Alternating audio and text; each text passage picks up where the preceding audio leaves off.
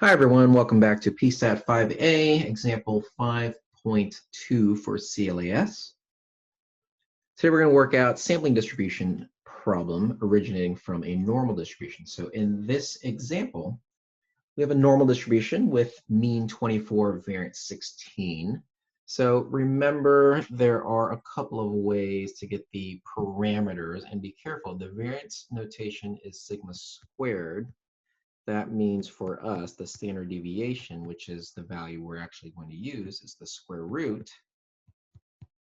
So what I'm given is this random variable x. I know it behaves after a normal distribution. The mean is given as 24, and the variance is 16, which in turn makes the standard deviation 4. So over here, I've got my picture of my bell curve. It's centered at 24, and we're dealing with x.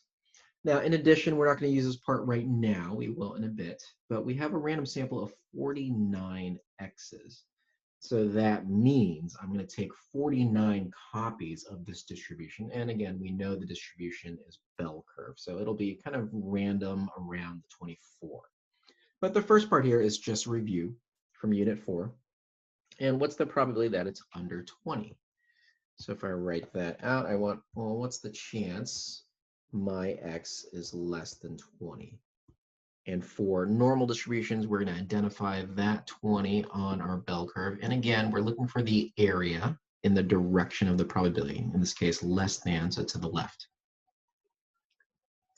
So our first step, again, is to standardize these x's to a z-score in order for us to use our standard normal table. And again, that's our method for finding areas underneath bell curves.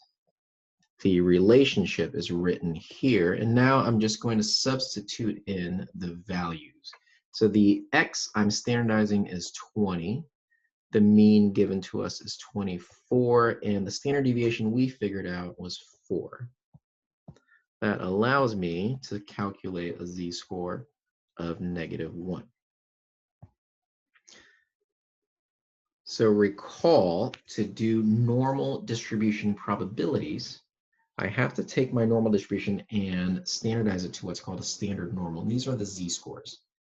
So now that we've done that, I can rewrite the probability to the left of 20 as equivalent to a z-score to the left of -1. And then from here, I'm going to use my standard normal table, or my z-table. And looking over here, I have this off screen to the side. The area to the left of -1 is 0.1587. And if you guys take a look at your z-tables on GauchoSpace, your professor has provided some tables. You can double check and see this is the area to the left of a z, that is -1. Welcome back. We are now on part 2. So again, we're dealing with the same distribution. So here I'll talk about these x's that are normal, mean 24. And as we saw earlier, the standard deviation is 4.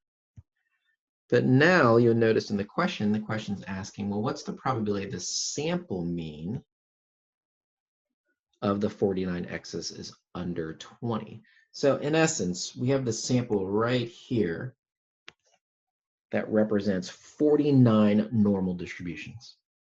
And what we're going to do is we're going to encapsulate the 49 with this sample mean. So the notation that's being used now is x bar. And that is, by definition, the sum of these x's over the n. Now, since this is a function of a bunch of normal distributions, the question is, well, what is the distribution of x bar? And so we have a property that says, well, if I have a normal distribution with this mean, the standard deviation, then I take a sample. The distribution of the sample average will also behave like a normal distribution, centered at the same spots, the same mean, but now the standard deviation of x bar is this term, so it's slightly scaled.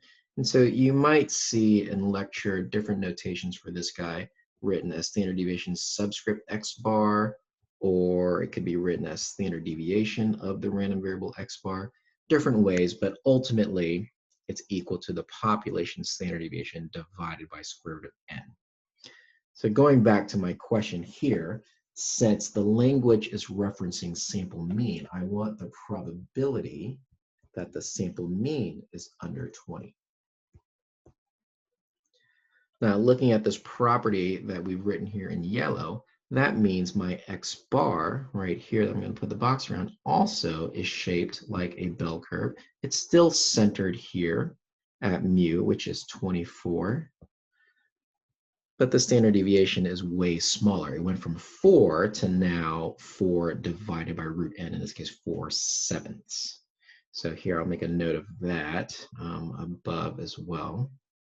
So we'll note here in green that the distribution of x bar is also normal, so it follows this bell curve shape.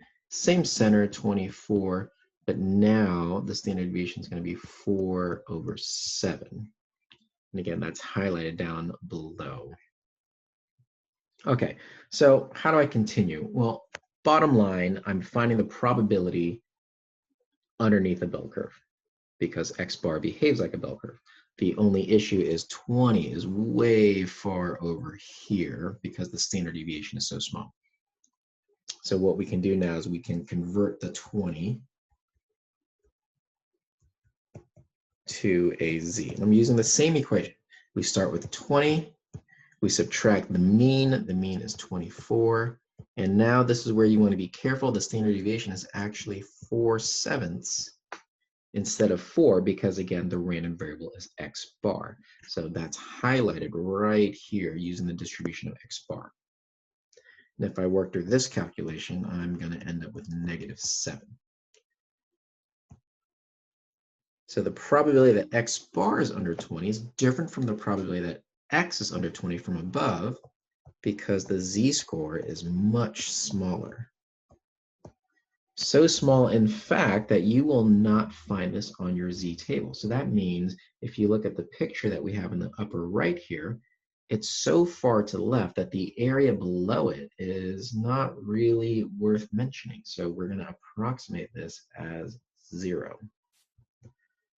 So for z-values that are beyond the range of your table, depending on do you want the area to the left or area to the right of it, your probabilities could be either, like in our case here, close to 0, or if I wanted the area greater than, it would be close to 1 because now it would capture basically the whole bell curve.